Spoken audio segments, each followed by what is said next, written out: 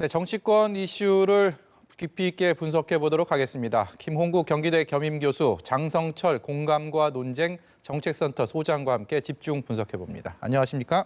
네, 안녕하십니까? 정치 뉴스를 알기 쉽게 숫자로 풀어본 숫자로 읽는 1번지, 오늘도 변함없이 박가영 앵커가 준비했는데요. 뉴스 1번지 문을 열어보겠습니다. 네, 숫자로 읽는 1번지 오늘의 숫자는 693입니다. 어제까지 중국 우한에 체류 중인 우리 국민 693명이 정부가 마련한 전세기 탑승을 신청했습니다. 신종 코로나 바이러스 감염증의 근원지인 우한에 발이 묶여있던 교민과 유학생들의 귀국길이 열린 겁니다. 가족이라고 해도 중국 국적자이거나 의심 증상자라면 전세기에는 탑승할 수 없는데요.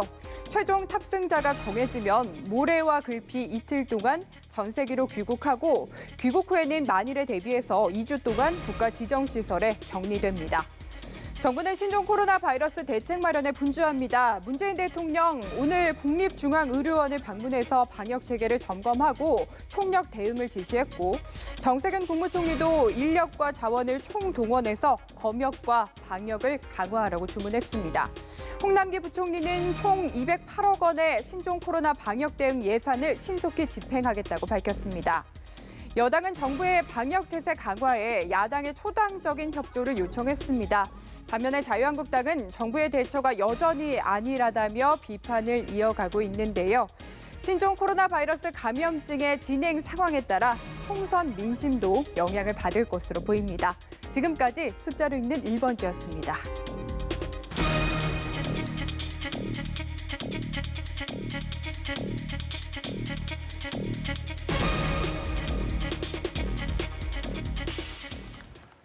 네, 신종 코로나 바이러스와 관련해서 정부가 경보를 주의에서 경계로 격상했습니다. 2015년이었죠. 메르스 사태 때보다도 한 단계 격상을 하는 수준이고요.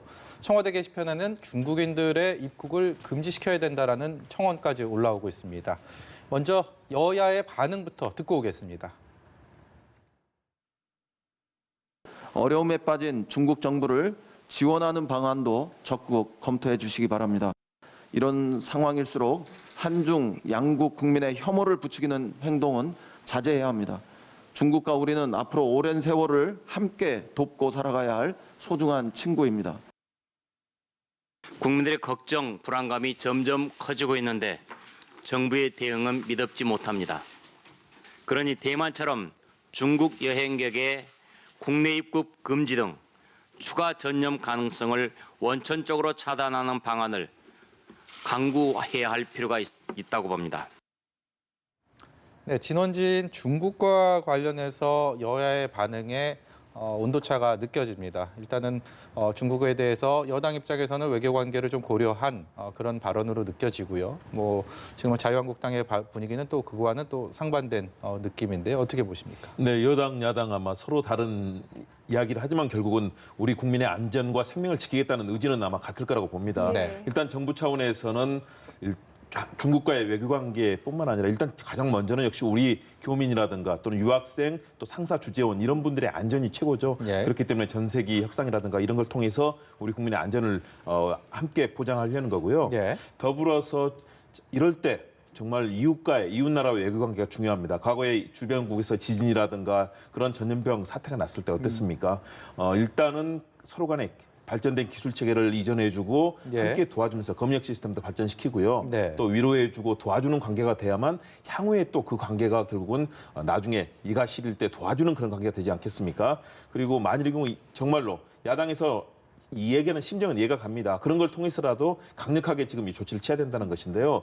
그렇게 됐을 경우에는 나중에 우리 중국이 우리의 무역의 경제관계 최고의 파트너 아니겠습니까? 예. 그런 경제 보복이라든가 이런 상황으로까지 연계될 수 있기 때문에 정부로서는 신중하게 중국과의 관계도 고려하면서 우리 국민 안전을 지키는 거고요. 또 야당의 입장에서는 혹시라도 부족한 부분이 있는 점들은 아주 날카롭게 견제, 감시하는 역할을 해야 되는 것 아니겠습니까? 그런 차원에서 네. 얘기를 하지만 저는 중국 관광객의 입국 금지 같은 경우는 사실은 우리와 현재 관계, 특히 WHO 세계보건기구에서 국제 규칙이 있습니다. 불필요하게 국가 간 이동을 방해해서는 안 된다라는 그런 규칙이 있고요. WHO에서 그런 경보 단계가 나오기 전까지는 우리도 신중하게 그리고 이런 관계를 고려하면서 외교와 국민의 안전 생명을 그런 조치를 취하는 것이 바람직하다. 또 야당의 이런 권고도 주의 깊게 같이 경청할 필요도 있다고 봅니다. 네, 보수 야권에서는 설 연휴를 거치면서 일종의 뭐 정부의 대응이나 이런 것들이 좀 미흡했다, 좀 손이 늦었던 거 아니냐 이런 비판들도 제기하고 있습니다. 그렇죠. 일각에서는 대통령께서 3박 4일간 또 설 연휴 휴가 갔다 오신 것도 문제가 아니냐 그런 지적도 있고 또한 대통령께서 과도한 불안감을 갖지 말아라 그렇게 말씀하시면서 다음 날에는 전수조사해라 이렇게 말씀하셨어요. 전 일산에 살고 있거든요. 예. 세 번째 확진자가 일산 지역을 돌아다녔다라는 보도가 나왔는데 대통령께서는 국민들께 정보를 소상하게 밝혀라라고 지시를 하셨지만 네. 질병관리본부에서는 본인이 동의하지 않으면 어느 식당에 갔는지 이런 걸 밝힐 수가 없다라고 얘기를 해가지고 저도 이틀 동안 일산 집에서 계속 그냥 머물러 있었습니다. 그게 바로 불안감이라고 표현이 되는데요. 정부에서는 오늘 뭐 대통령께서 뭐 넘칠 정도로 대응하라 이렇게 말씀을 하셨는데 저는 늦었다고 보지만 이러한 과도한 대응은 잘한 것이다. 그래서 국민들의 불안감을 좀 씻어주셨으면 좋겠다라는 생각이 듭니다. 소장님께서 지금 이야기를 하셨는데 이틀 전에는 너무 불안해하지 말라고 했다가 그건 아니라다고 또 비판을 받았고 오늘은 또 과할 정도로 대응을 해야 한다. 근데 또 늦었다라는 비판을 지금 받고 있거든요. 이런 식의 뭔가 정부의 대응이라든지 이런 거 어떻게 보시는지 좀 저는 뭐 궁금합니다. 야당에서는 그렇게 비판할 수 있다고 봅니다. 예. 그러나 우리 보건당국이 해야 될 적절한 조치들은 계속 이루어졌고요. 왜냐하면 전파력이 없는 이 무증상자를 대상으로 해서 확인할 수 없거든요. 예. 그렇다면 온 국민을 다 대상으로 할 것이냐? 그건 아니거든요. 그렇다면 적절하게 보건당국이 해야 될 조치를 제때 해야 되는 것이고요. 가장 중요한 것은 이런 사태 때 과장된 정보라든가 또는 정보를 감춤으로써 나타나는 불안과 공포를 극대화시키는 거 이것이 사실 문제를 일으키는 거거든요. 과거에 사스 때는 그런 사망자가 하나도 없었는데 메르스 사태 때 어땠습니까? 사망자가 38명이나 발생했습니다. 예. 그 당시에 한 병원에서 자신들이 스스로 이걸 치료하기 위해서 이걸 잘 처리하겠다고 했지만 결국 이런 감춰졌던 상황들 이런 것들이 제대로 정보가 공개되지 않으면서 사안이 커지지 않았습니까?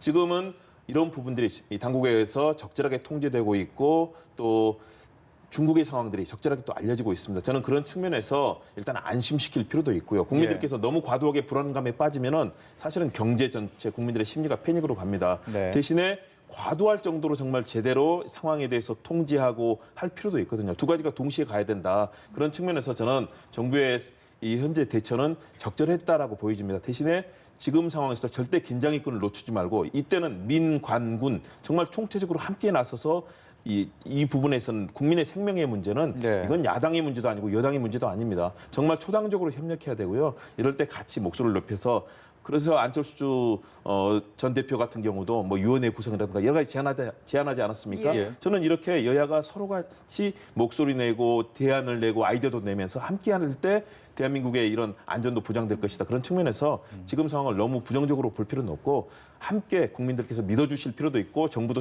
또 정말로 과도할 정도로 대책에 나서면서 국민들께 믿어온 모습을 좀 보여줬으면 합니다.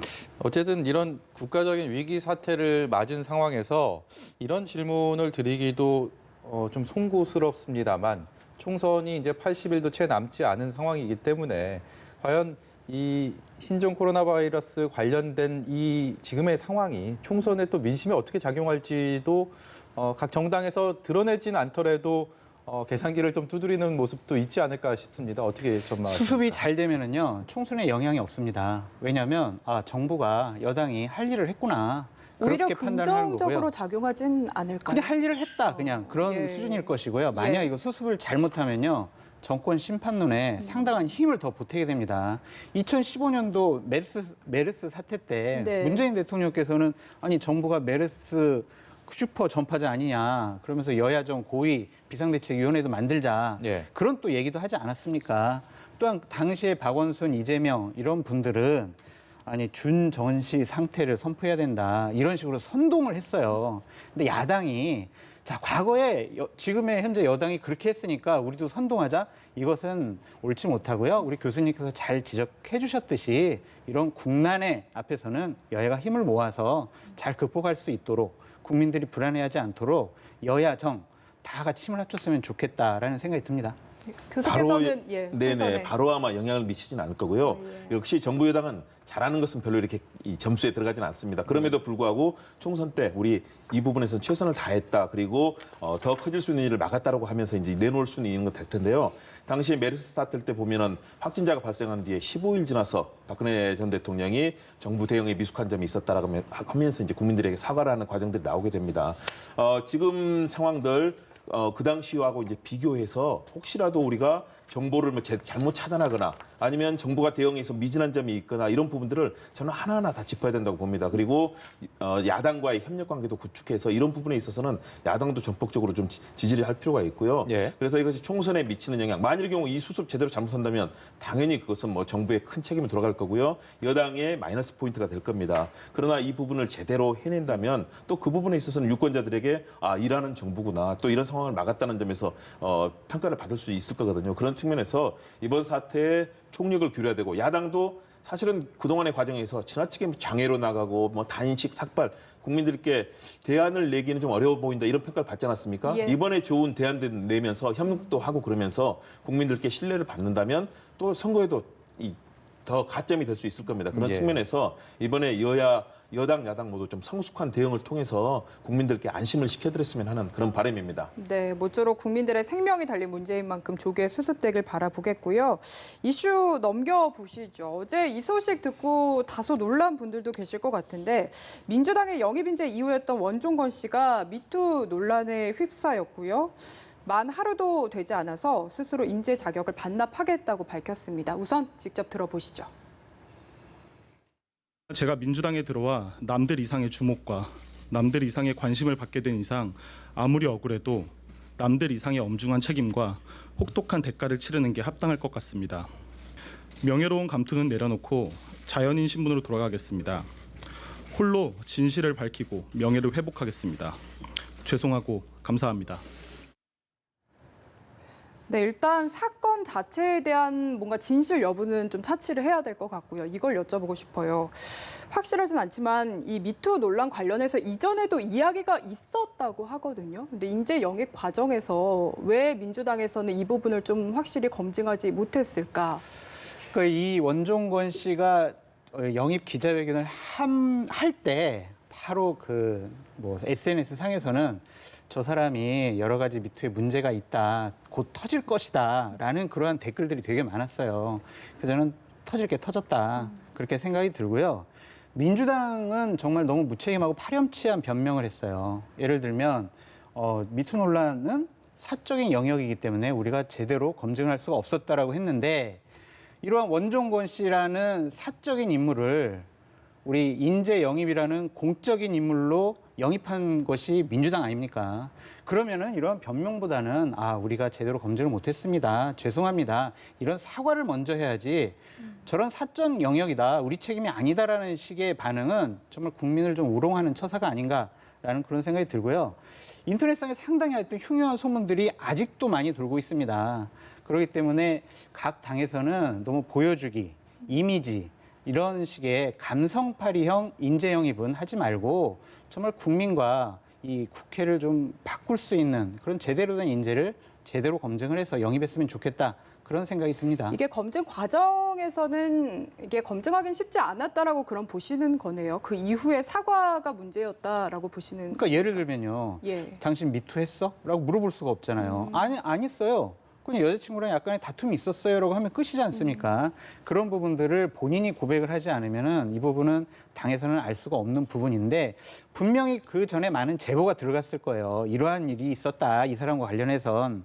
그랬는데 그거를 좀 무시하고 저렇게 공개적으로 어제 그 전 여자친구라는 분이 그러한 글을 올리고 나니까 그 당에서는 원종건 씨를 만나서 당신은 좀 출마를 안 했으면 좋겠다. 출마 포기를 종용했다라는 보도까지 나오고 있습니다. 이것은 집권 여당으로서 상당히 무책임한 일이다. 좀 그렇게 다시 한번 말씀드리고 싶어요. 각 정당이 특히 이번 총선을 보면 인재 영입에 대한 굉장히 열의를 가지고 있고 그런 스토리를 만들기 위해서 노력하는 모습들을 많이 보여오지 않았습니까? 근데 너무 그런 것에 치중하다 보니까 뭐 여야 할 것 없이 또 홍역을 크게 치르고 있습니다. 이런 것들이 예고된 참사 아닌가 이런 생각도 드는데요. 저도 그런 생각을 합니다. 왜냐하면요, 정말 정치를 할 수 있는 인재는 우리 사회의 정치 시스템, 입법하는 과정뿐만 아니라 이 정부와의 관계. 왜냐하면 입법을 하기 위해서는 정부의 시스템과 이 사회 현안들을 알아야 되거든요. 그리고 이것들을 풀어나갈 수 있는 정치력이 있어야 되는데 사실은 지금 영입되고 있는 인재들이 그런 것들을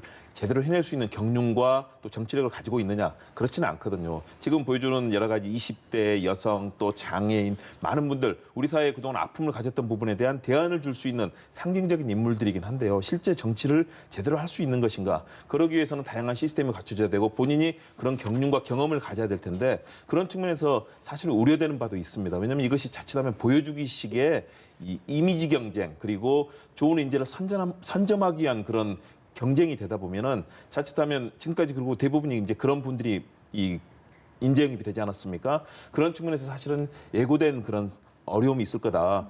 과거에 자유한국당 경우도 1호로 했던 박찬주 전 대장 같은 경우도 얼마나 많은 논란을 불러일으켰습니까? 예. 그리고 또 민주당도 마찬가지로 또 원정호 씨로 인해서 이런 논란이 불러일으켜졌습니다. 저는 어쨌든 국민의 눈높이에 맞춰서 철저하게 검증해야 되고 사실은 이렇게 사적인 영역은 검증하기 어려운 측면도 분명히 있긴 있습니다. 네. 그럼에도 불구하고 또 더군다나 사법권이 있는 것이 아니고 정말로 검증에 있어서 어려움이 있겠지만 그러나 국민에게 내놓는 당의 핵심적인 인재 아니겠습니까? 그렇다면 좀 더 철저한 검증 시스템 갖춰야 되고요. 또 본인들 정말로 후보가 되고 정치를 하겠다는 사람들이 스스로가 과연 부끄러운 일이 없는 것인지 거기에 대해서 스스로 고백하고 국민들께 나설 준비를 해야 된다. 그런 측면에서 준비되지 않은 분들이 또 많이 정치에 나서고 있는 것도 사실로 보이거든요. 그런 측면에서 정말로 인재 영입에 있어서도 그런 절차와 프로세스 그리고 검증의 과정들 이것들을 다시 한번 돌아보는 계기가 돼야 될 것 같습니다. 네, 그리고 약간은 별개입니다만 지금 정봉주 전 의원과 김의겸 전 청와대 대변인은 경선 참여를 두고 지금 당내에서도 의견이 좀 엇갈리는 것 같은데 어떤 식으로 결론이 날 거라고 보십니까? 일단 당에서 두 사람에게 불출마 쪽으로 권유하는 예. 권고 조치가 내리지 않았습니까? 그러니까 당에서 출마 안 된다가 아니라 그동안에 많은 사회적 이런 이슈들이 있었기 때문에 그리고 본인들과 관련된 여러 가지 논란들이 있었기 때문에 불출마하는 게 좋겠다라고 공고를 했습니다. 저는 정당의 소속으로 출마하려고 했던 사람들이라면 아마 이런 당의 공고를 받아들일 가능성이 크다라고 봅니다.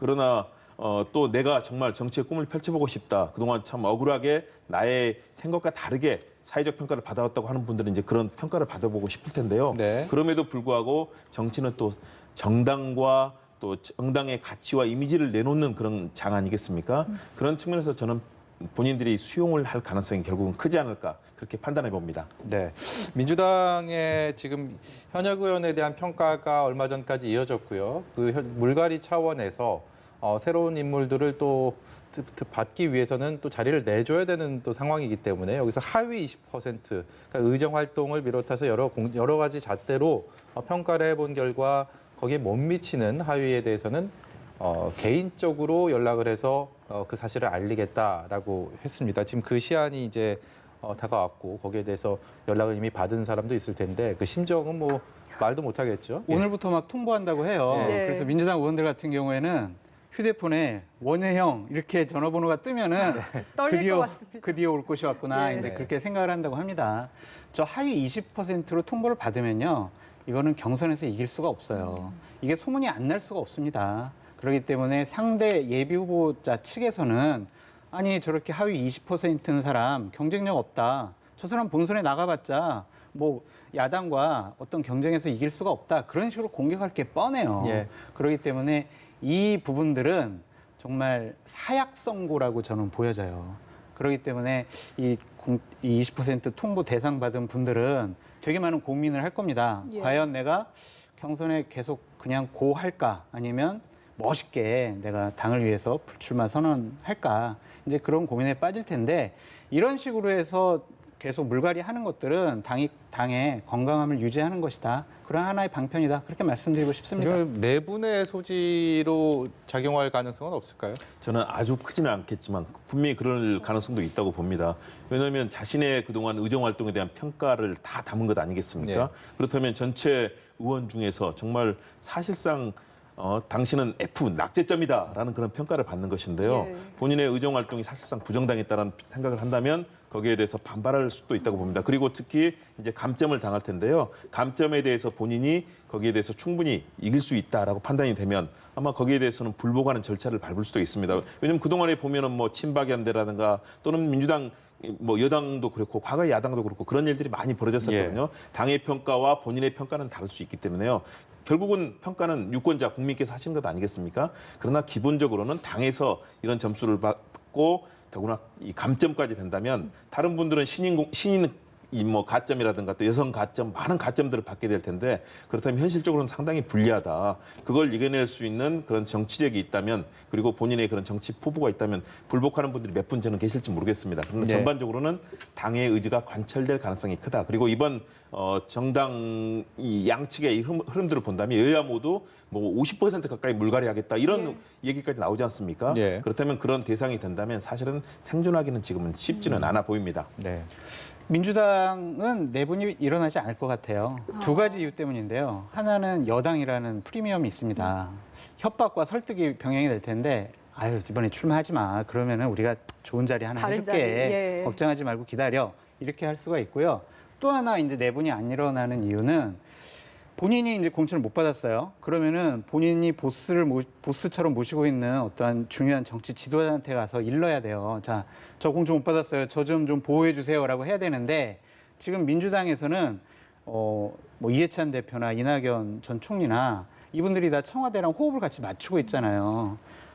내 사람 챙길 수 있는 그런 상황은 아닌 것 같습니다. 그렇기 때문에 나의 이익을 대변해 줄 수 있는 보스가 없다. 그렇기 때문에 미풍에 그칠 것이다. 내부는 없을 것이다. 그렇게 어디 예상돼요. 뺨 맞고 가서 잃을 데가 없다는 그렇죠. 말씀이시네요. 근데 그게 네. 과거의 전례를 보면 꼭 그렇게 되지는 않습니다. 왜냐하면 지난번 지난 총선 때도 어떻습니까? 진박 간별사들이 총출동했음에도 불구하고 거기에 또 반대 목소리를 내고 나오는 사람들이 있었거든요. 네.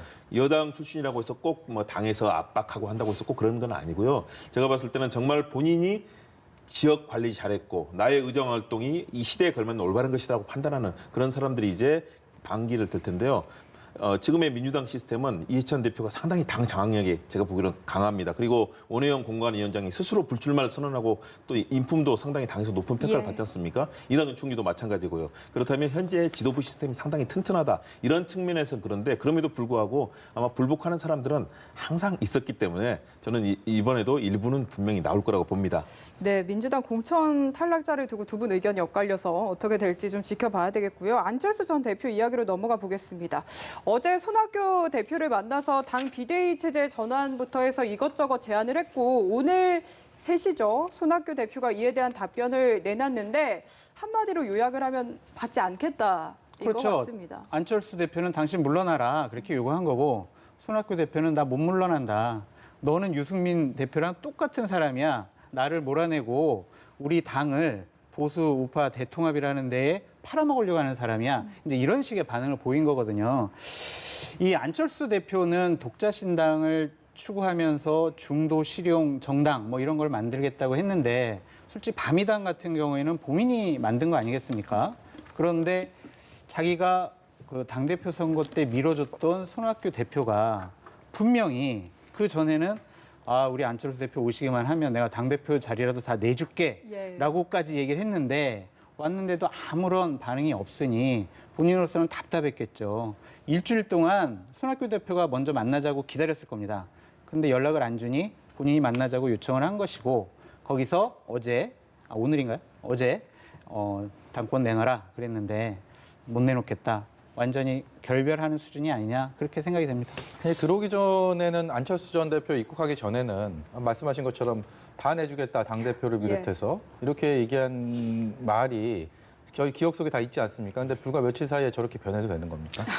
그 손학규 대표님이 다른 욕심이 있다고 보여져요. 그러니까 하나는 뭐냐면 연동형 비례대표제를 하면은 그냥 지역구에서 의원들이 다 떨어지더라도 비례대표로 한 2~3석 미니 정당은 계속 본인이 유지할 수 있다라는 것과 바른미래당이 돈이 많아요. 예. 지금 현재는 100억이 있고 2월 달에 선거, 정당, 국고보조금이 나오면 100억 정도가 더 들어와요. 그럼 200억 정도 되는 당의 당대표란 말이에요. 이런 유혹을 손학규 대표가 벗어나기 힘들었을 것 같다라는 생각이 듭니다. 네, 이렇게 되면은 바른미래당에 지금 남아있는 안철수계 의원들도 탈당 수순을 밟게 되는 겁니까? 탈당할 수는 없죠. 그 비례대표이기 때문에 탈당하는 예. 순간 의원직을 잃게 되는데요. 탈당하지는 않을 겁니다. 저는 여기서 보여지는 것들, 이제 손학규 대표의 경우는 그림이 있다고 봅니다. 두 가지의 그림인데요. 첫 번째는 안철수 전 대표가 같이 그런 이 바른미래당에서 역할을 할 수 있는 공간들을 서로 만들어서 간다면 이걸 키워서 중도와 혁신을 추구하는 그런 정당의 중심으로, 왜냐하면 이번 선거구제 계획에 따르면 비례대표를 상당히 바뀔 수 있기 때문에 캐스팅 보트 향후 역할을 할 수 있거든요.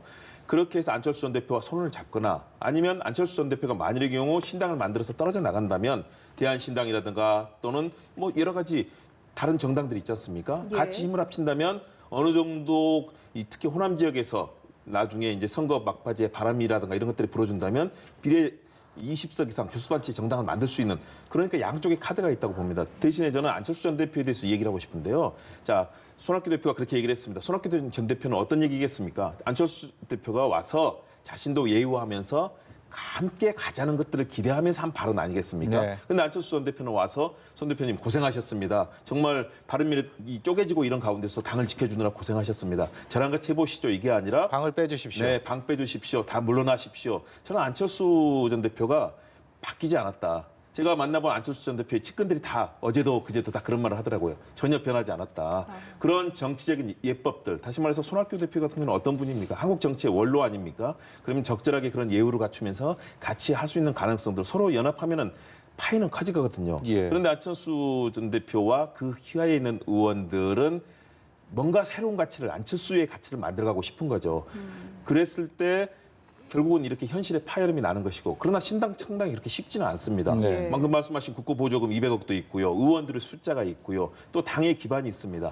당장 신당 창당하고 만들려고 했을 때 상당한 어려움들이 있거든요. 비례대표 의원들 탈당할 수가 없습니다. 그런 측면에서 저는 안철수 전 대표가 좀 더 현명한 정치력을 발휘해야 된다. 스스로 정말 설 수 있으면 모르는데 지금의 한국 정치의 상황이 양당이 아직도 거대합니다. 그 속에서 그런 중도 혁신 정당이 쉽게 만들 수 있는 건 아니거든요. 네. 그렇다면 현실에서의 그런 여러 가지 가능성들을 당초의 구상은 저는 바른미래당을 접수해서 본인의 플랫폼으로 만들고 싶어 했는데요. 지금 만만치 않은 상황이 됐습니다. 그럼에도 불구하고 저는 신당 창당은 쉽지는 않다고 봅니다. 창당을 하기에도 사실상 좀 국민들이 피로감이 있지 않습니까? 이번에 뭐 연동형 비례대표제로 인해서 창당 붐이 일고 있기 때문에, 그리고 안철수 전 대표 입장에서는 과거에 뭐 서너 차례 이상 또 창당을 했던 것이 결과적으로 지금 상황이 과거와 비교했을 때 본인의 뭐 대중적인 인기나 이런 것들이 그때도 못 미치는 것을 본인도 알고 있는 상황일 거고요. 그렇기 그러니까요. 때문에 선택지가 굉장히 좁다고 느껴지는데, 말씀하신 것처럼 일단 손학규 대표는 오늘 안철수 전 대표의 요구에 대해서 거부 의사를 확실히 밝혔고, 그러면 이 상황이 끝이 아니고 안철수 전 대표가 다시 여기에 대해서 손학규 대표에게 뭔가 화답을 하고 어떤 수정 제안할 수 있는 가능성이 있다고 보시는 건가요? 저는 있다고 봅니다. 왜냐하면 정치는 결국은 현실에서 새로운 가능성을 하나씩 만들어가는 것 아니겠습니까? 신당 창당으로 가는 순간부터는 비례 의석을 갖고 있는 의원들이 동참할 수가 없습니다. 정말 외로운 길을 일단 다시 시작해야 되는데요. 그 길이 참 쉽지 않거든요. 그렇기 때문에 안철수 대표도 그걸 알고 있기 때문에 손 대표에게 비대위원장 자리를 자기에게 달라고 한 것인데요. 그것들을 좀 더 절차와 또 포용하는 자세로 가져갔으면 사실은 저는 일이 쉽게 될 수도 있었다고 봅니다. 그렇다면 이제는 다시 한번 저는 그런 가능성들, 손 대표에 대한 지금 압박이 들어가지 않았습니까? 예. 그 말은 다시 말해서 다시 만날 가능성들을 저는 예고하고 있다고 보고요. 여기서 만일의 경우 잘 풀린다면 대한신당이나 뭐 다른 정당들과 또 할 수 있는 그 가능성들. 왜냐, 세보수당이 자유한국당과 이제 통합의 길로 만일에 가게 될 경우에는 중도에서 파이를 키울 수 있는 가능성들, 그리고 많은 지금 비례정당들이 만들어지려고 하지 않습니까? 이 속에서 스스로 움직일 수 있는 공간을 만드는 것이 안철수 전 대표에게는 굉장히 중요하기 때문에 저는 그런 타진을 할 거라고 봅니다. 저는 좀 반대 의견인데요. 네. 안철수 대표가 미련을 끊을 것 같아요. 그러니까 바른미래당에 대해서. 왜냐하면 손학규 대표의 생각을 확실히 알았거든요. 손학규 대표가 얘기를 했습니다. 자, 당신 비대위원장 하지 말고 우리 그냥 당대표나 이 비대위원장 지금 미래 세대에게 좀 넘겨주고 당신과 나는 좀 뒤로 좀 이선으로 이선으로, 물러나자. 예. 그 얘기는 뭐냐면 당신은 바른미래당에 눈도 돌리지 마 그런 얘기거든요. 그것은 손학규 대표가 안철수 대표가 받을 수 없는 카드를 던진 거예요. 그렇다면 나는 당대표 자리를 절대로 내놓을 수가 없어. 꿈도 꾸지 마. 그렇게 얘기한 거라고 저는 생각을 합니다. 안철수 대표가 정치력이 있었으면 아유 대표님 제가 대표님 잘 모시고 제가 한번 옛날 국민의당 이런 정말 그때의 그 성과를 다시 한번 이뤄내겠습니다라고 설득했을 텐데 손학규 대표가 기분 나빠할 통보하듯이 얘기를 한 거 아닙니까? 예. 그렇기 때문에 그러한 점과 오늘 이제 안철수 대표가 바른미래당 의원들하고 얘기를 나눠보니 거기도 당권파와 비당권파가 갈려서 다른 주장을 하지 않았습니까? 예. 그렇기 때문에 이 당에서의 나의 활동 공간은 없구나라는 생각 때문에 독자신당 쪽으로 가지 않을까 그렇게 전 전망해 봅니다. 저는 약간 다릅니다. 왜 생각이 다르냐면요. 손학규 대표가 그렇게 아주 뭐 옹졸하고 어리고 이런 사람이 아니거든요. 정치 경험은 굉장히 풍부합니다. 저는 된다면 당 대표직이라든가 큰 직책을 안철수 대표에게 저는 언제든 줄 수 있는 그런 가능성을 스스로 항상 염두에 두고 있다고 봅니다. 대신에 본인이 얘기했던 다시 말해서 보수로 넘어가지 않고 중도 혁신을 할 수 있는 그런 정당의 가치를 만들 수 있는 가능성이 있다면 그런 것들을 만들어주고 본인도 역시 역할을 할 수 있는 그런 공간을 같이 가져가는 그런 제안이기 때문에 저는 만남이 이어지고 그런 타진이 된다면 정치적으로 충분히 가능한 그런 타산들이 있거든요. 그런 측면에서 손학규 대표가 그렇게 닫아놓고 대표 안 된다라고 하는 것이 아니라 그런 가능성을 열어놓으면서 아직은 타산과 또 협의를 할 수 있는 접점은 열어놓고 있다고 봅니다. 예, 일단 공을 넘겨받은 안철수 전 대표가 두 분 중에 어느 분의 어떤 그 전망과 관측에 손을 들어줄지 앞으로 지켜봐야 될 것 같습니다. 네, 안철수 전 대표 이야기 좀 이어서 해보자면은 오늘 일정 중에 또 눈에 띄는 게 젊은 법조인과의 간담회가 아닐까 싶은데 구체적으로 나눈 내용이 검찰 개혁 방향, 특히 현 정부의 검찰 인사 폭거 등에 대해서 의견을 나눈다. 이거는 현 정부의 검찰 인사가 문제가 있다, 좀 대척점에 쓰겠다는 거를 나타내는 게 아닐까 싶어요. 그렇죠. 이제 보통 학살이라는 표현을 언론에서 많이 쓰지 않습니까? 과연 이것이 공정한 것이냐, 정의로운 것이냐, 그러한 것을 안철수 대표가 묻고 싶은 거죠. 아니, 자신들을 향한, 집권 세력을 향한 그러한 검찰의 수사를 막기 위해서 그 수사진을 다 흐트러놨다, 예. 좌천시켰다. 이런 것에 대한 본인의 그 선명성을 좀 강조하기 위해서 이제 만난 건데 이런 것보다 좀 정치력을 발휘해서 예. 내가 이제 어떤 정치적인 행보를 걸을 것이냐 그런 결정을 빨리 내렸으면 좋겠다라는 생각이 듭니다.